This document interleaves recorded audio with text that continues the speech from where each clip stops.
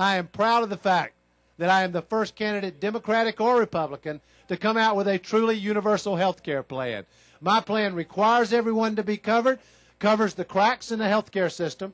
Not only that, we bring down the cost in the health care system by $120 to $130 billion a year by taking on drug companies, taking on insurance companies. You can choose whether you want a private plan or a government plan, which is basically Medicare Plus. Some people will say to you, we can do universal health care and it doesn't cost anything. I don't believe it. My plan costs $90 to $120 billion a year, paid for by getting rid of Bush's tax cuts for those who make over $200,000 a year. We need a president that will stand up for rural Iowa, a president who will stand up for family farmers and will stand up against these big corporate farming operations who are destroying the environment and destroying family farmers here in the state of Iowa, who have always been such an important part of the economy here. The truth is, if we want big change, we need you. Your country needs you. The great movements in American history did not start in the Oval Office. I grew up with the Civil Rights Movement. I know where it started. It started in towns and communities, on college campuses, where young people with passion and energy spoke out for what was right. They stood up for what was right. They marched for what was right. They changed this country.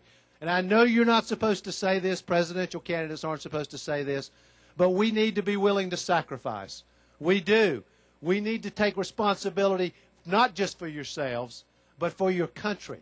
How much do you love America? What are you willing to do? We will never get off our addiction to oil unless and until we are willing to sacrifice.